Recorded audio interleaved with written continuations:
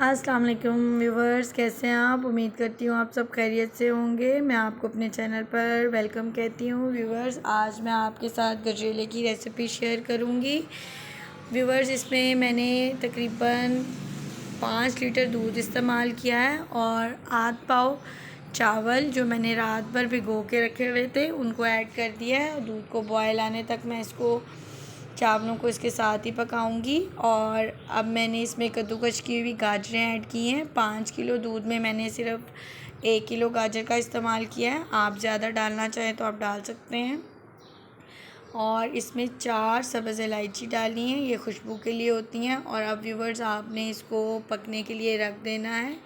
ये कुछ टाइम लेता है पकने के लिए क्योंकि दूध को मुकम्मल तौर पर ड्राई करना होता है।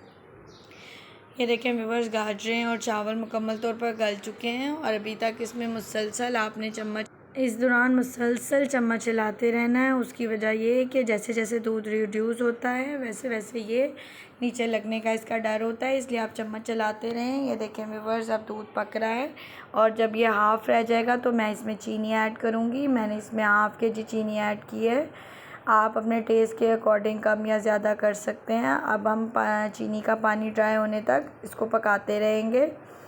और ये देखें व्यूवर्स, अब हम चावल और गाजर को चेक करते हैं। ये देखें मुकम्मल तौर पर गल चुके हैं और अब इसको हमने पकाते रहना है जब तक चीनी का पानी ड्राई नहीं होता। इससे व्यूवर्स, जो लोग मेरे चैनल पर नए हैं प्लीज़ मेरे चैनल को लाइक करें, शेयर करें, सब्सक्राइब करें और बेल आइकन को ज़रूर प्रेस करें ताकि आपको मेरी नई आने वाली वीडियो के नोटिफिकेशन मिल सकें। व्यूवर्स, अब मैंने इसमें ड्राई फ्रूट्स ऐड किए हैं जिसमें किशमिश और बादाम थे। बादाम मैंने रात भर भिगोए थे और उनको छील कर काट कर इसमें ऐड किया है। आप अपनी मर्ज़ी से कोई भी ड्राई फ्रूट ऐड कर सकते हैं।